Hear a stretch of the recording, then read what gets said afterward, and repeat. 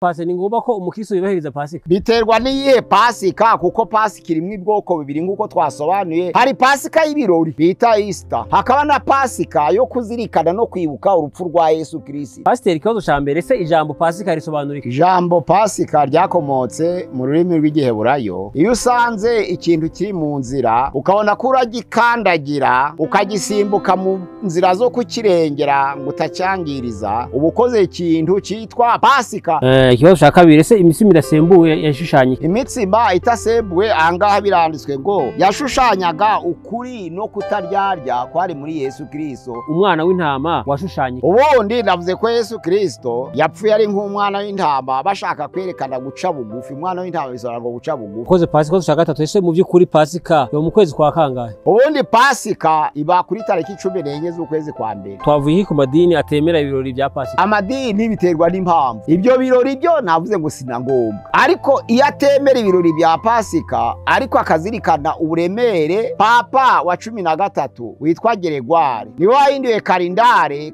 bari basanzwe bagendera yari y'Abayuda, ari yiri muri Bibiliya. Ya kalendare nsha iza guhinduranya amezi, kuko amezi y'Abayuda atanganya n'amezi y'Abaroma iminsi. Noneho Pasika ija kugwa hagati ya 22 z'ukwezi kwa gatatu na 25 z'ukwa kane. Gusenga everyday, gusenga buri munsi. Nusenga uzanesha, nunanigwa gusenga uzaneshwa. Senga kakwihebura kandi reka kurira, yayindi yatura rataro bijyanyene. Reka kwihebura kandi reka kurira, yayindi yahungana ana bijyanyene nijya.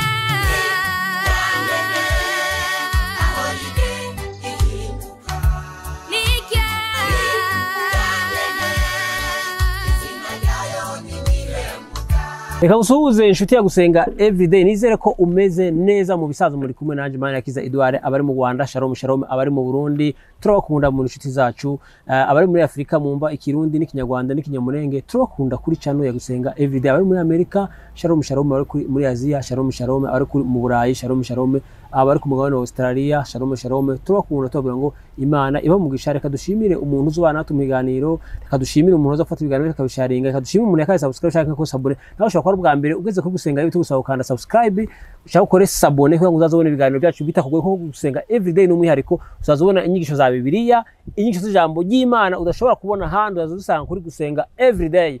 N'inshuti yawe uzishishikariza gukurikirana ibiganiro bya Gusenga Everyday, uzadufashije kwamamaza ubutumwa bwiza. Nkuko rero muna kuri kamera ya Gusenga Everyday turi kumwe na Dogiteri Revera Pasiteri Mpazibegura. Dogiteri, shalom shalom, amakuru yanyu meza. Mwatangiye gusenga Imana. Mana turagushimiye, turaguhimbajwe neza uyu umwanya mwiza tugiye gusangiza abatwumva ijambo ryawe. Ube hafi yacu kugira ngo inshingano ikomeye Yesu Kristo yasize ibashe gusohora neza, kandi imitima yiteguye kwakira ubutumwa bwiza babashe guhinduka mu buzima bwabo, n'abahindutse babashe gukomezwa n'ijambo ryawe. Tubyambaje mu izina rya Yesu, amena. Pasiteri, ubona twegereje Pasika, hari ibibazo tugiye kubaza ku bijyanye na Pasika. Igice cya mbere ko tuzakora n'ikindi gice cya kabiri cya Pasika. Pasiteri, ikibazo cya mbere, se ijambo Pasika risobanura iki?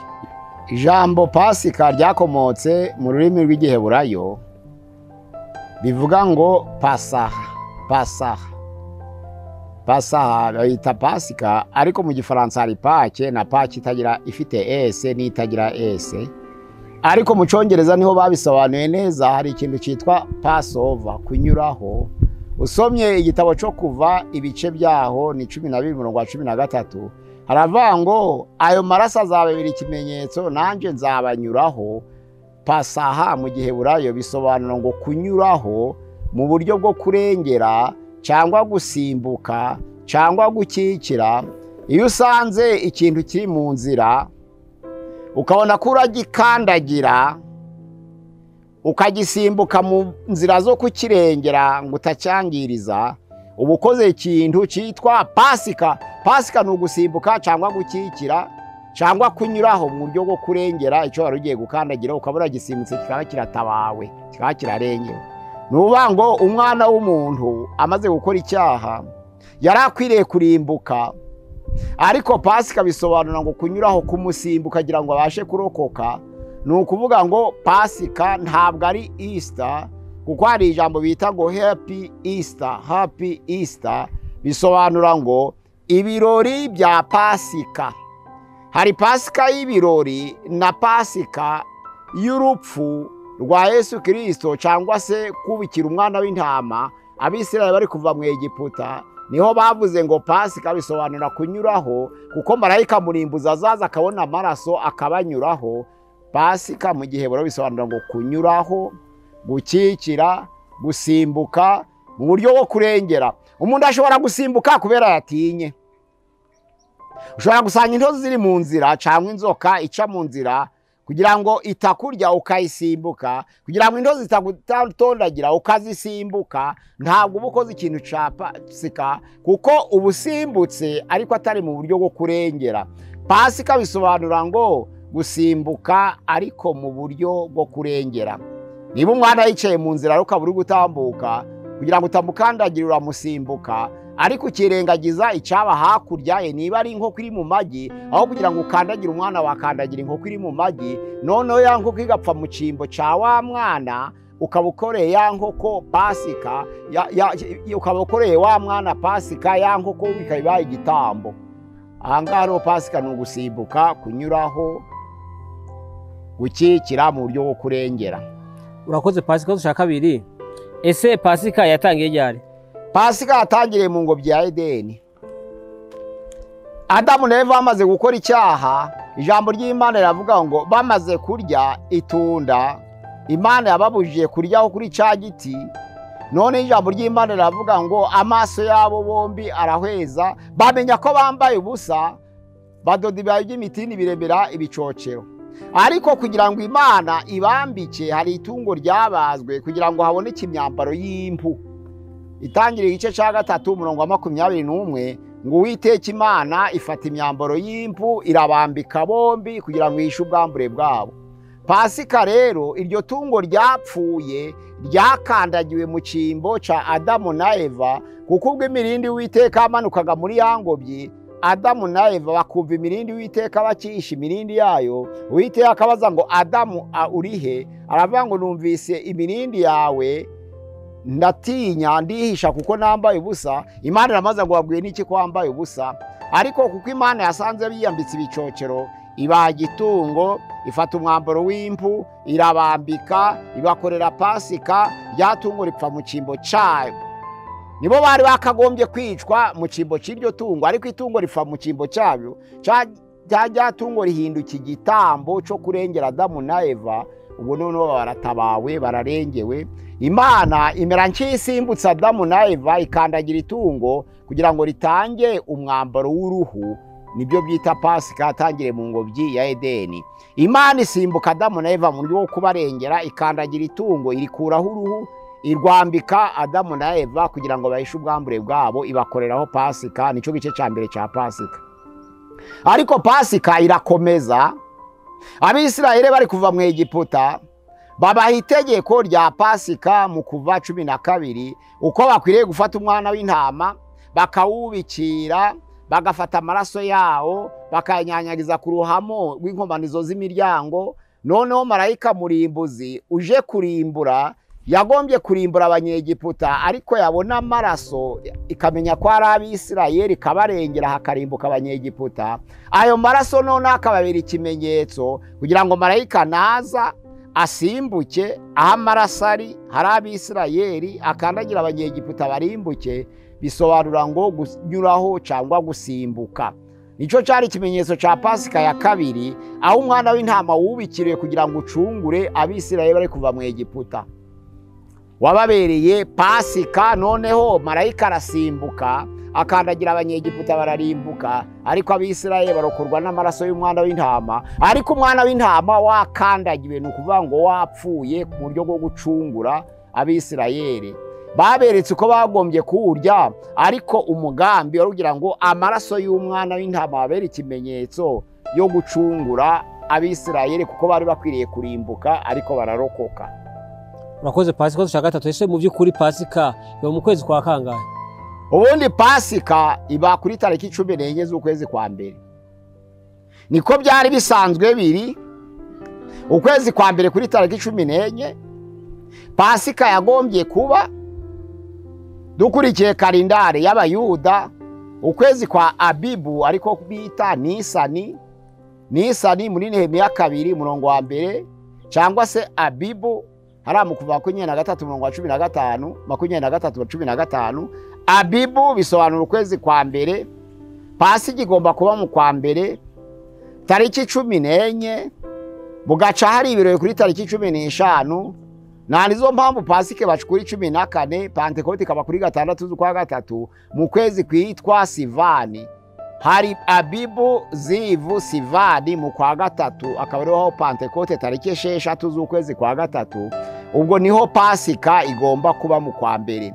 Noneho rero Papa wa 13 witwa Geregware niwe wahinduye kalendari bari basanzwe bagendera yari y'abayuda, ari iri muri Bibiliya, aho Abibu iri mu kwa mbere. Noneho Papa Geregware wa 13 hagati y'umwaka w'1572 n'umwaka w'1500 ariho yabaye Papa, azana kalendari nsha.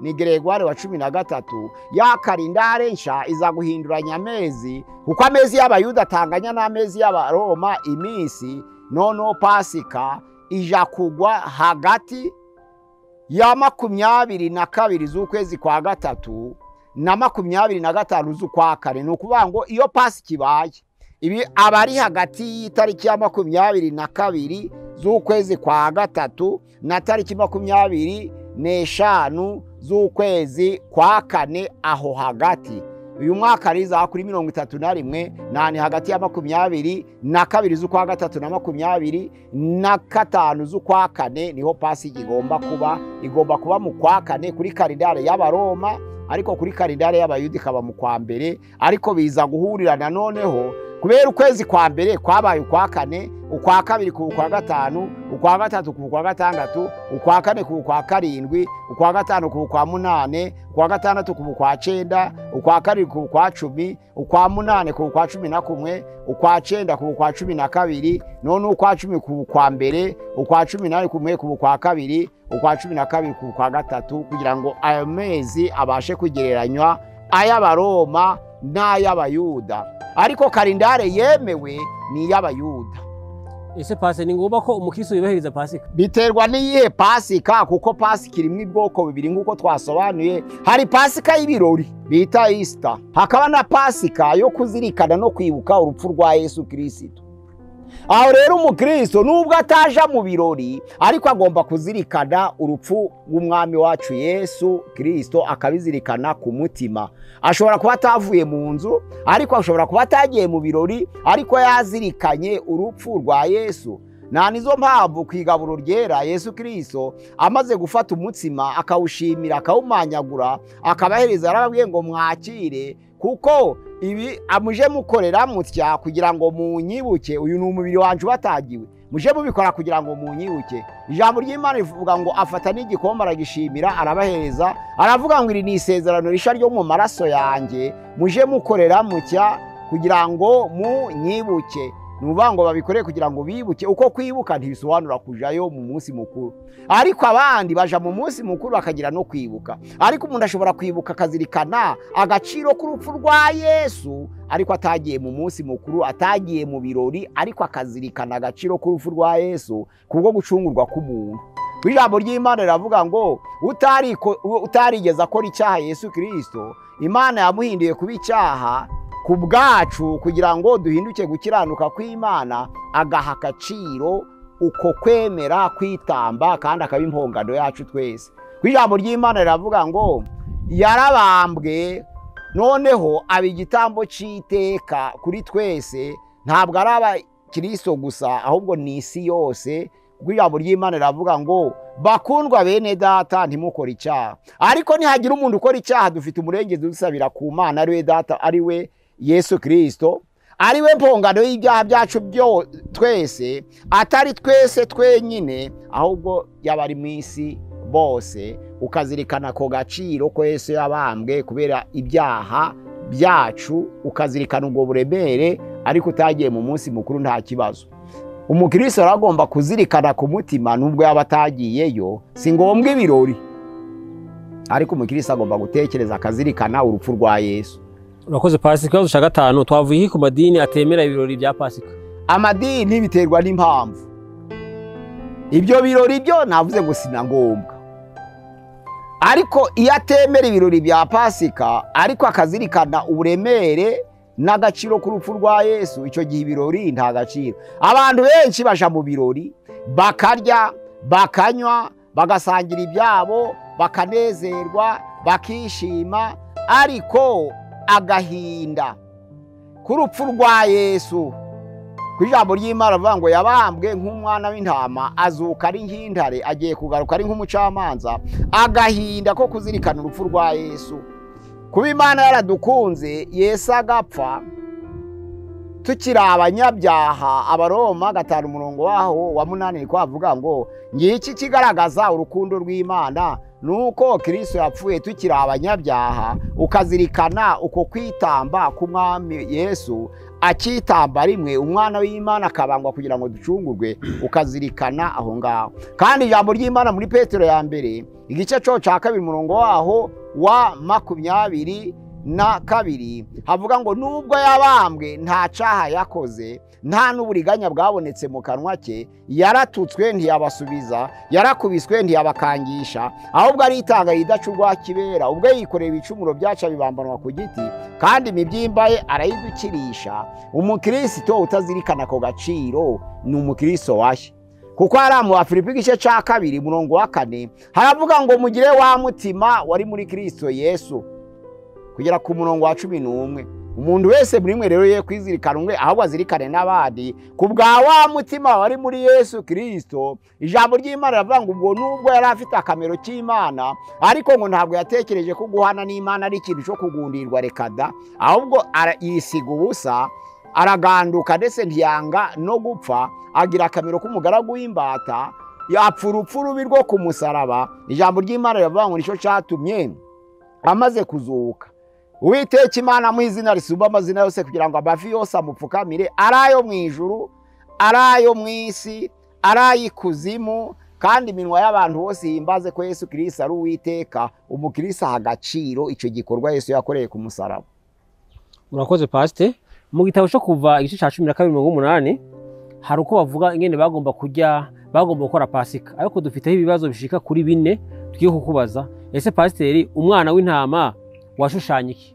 Ubundi navuze ko Yesu Kristo yapfuye ari nk'umwana w'intama, bashaka kwerekana guca bugufi. Umwana w'intama bisobanura ngo guca bugufi, ariko umwana w'intama washushanyaga Yesu mu isezerano risha, kuko Abakorinto ba mbere igice cyaho cya 5 umurongo waho wa 7 havuga ngo erega Pasika yacu ni Yesu. Reka tuhasome Abakorinto ba mbere 5 umurongo waho dutangirire kuwa 7. Nuko nimwiyezeho umusemburo wa kera kugira ngo mube irobe risha, mube mutakiriho umusemburo wa kera koko, kuko Pasika yacu yatambwe ari we Yesu Kristo. Nuko rero tuje tuziririza iminsi mikuru tudafite umusemburo wa kera cyangwa umusemburo ari wo gomwa n'ibibi, ahubwo tugira imitsima idasembuwe ariyo kuri no gutaryarya. Angaha Pasika yacu ni Yesu, kandi uwo mwana w'intama washushanyaga Yesu kubwo guca bugufi kwe,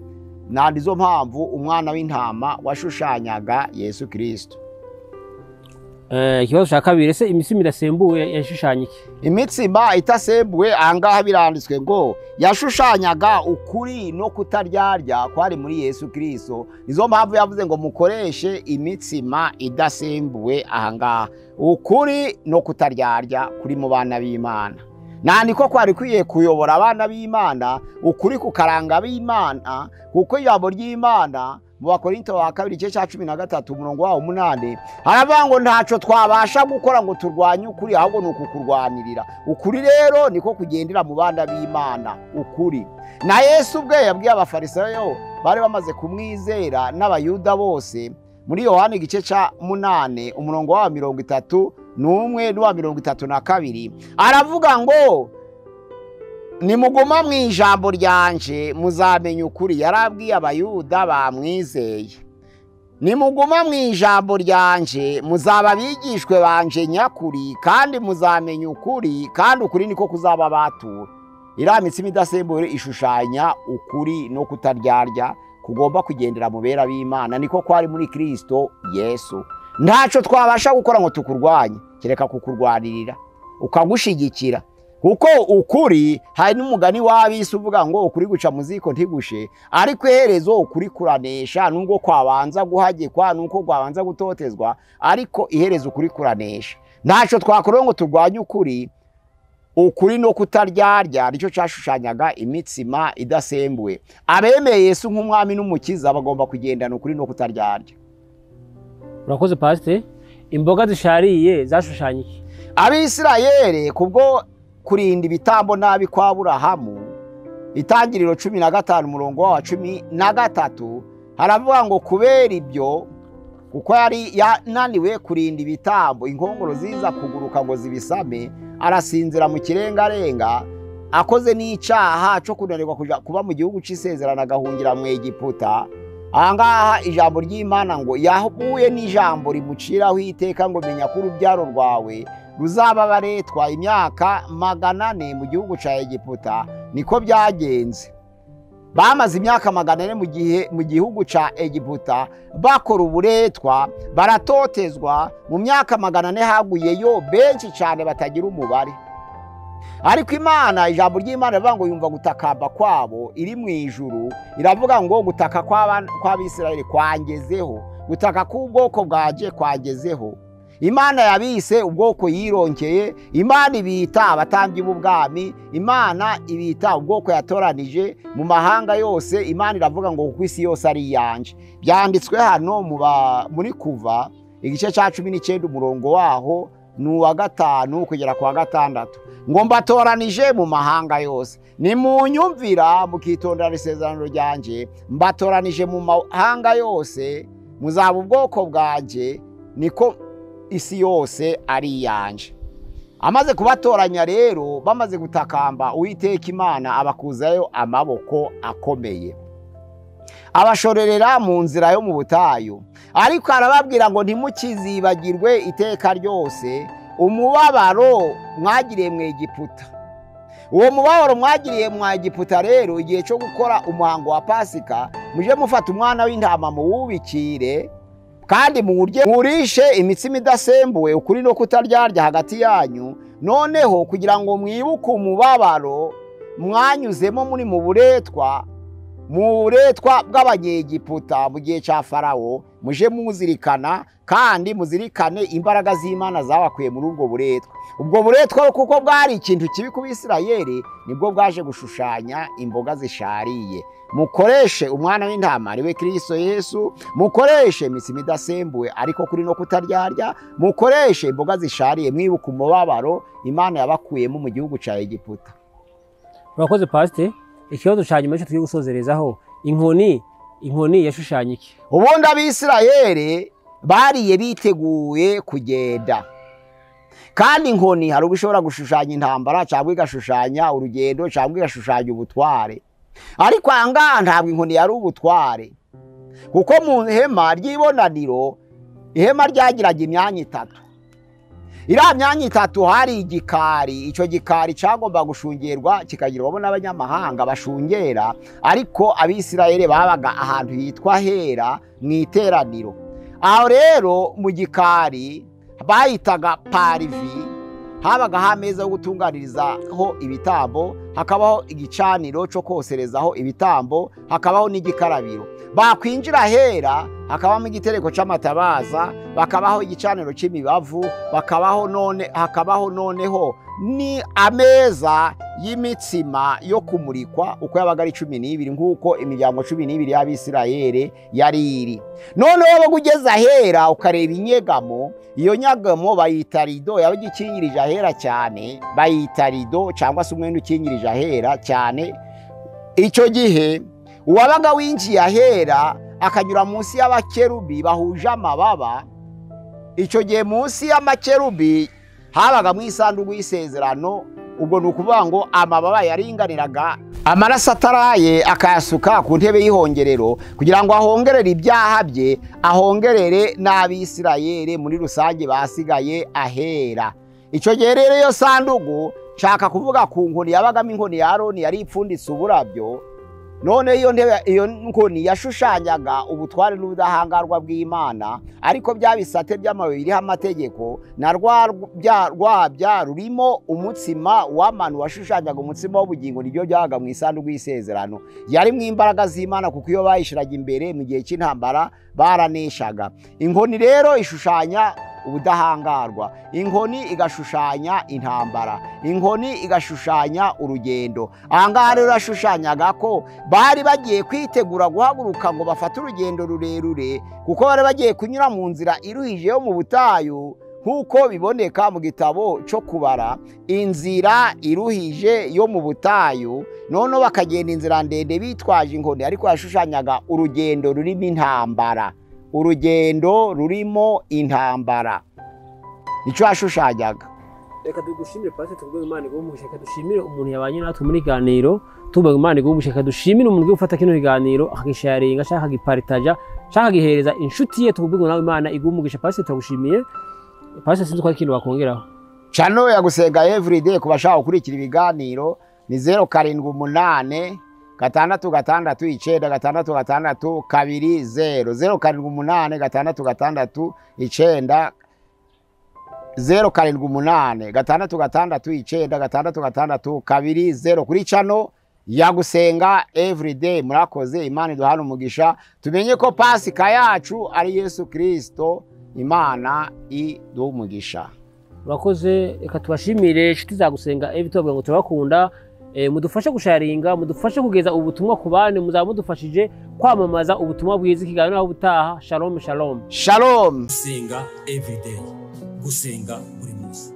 Nusenga uzanesha, nunanigwa gusenga uzaneshwa. Senga.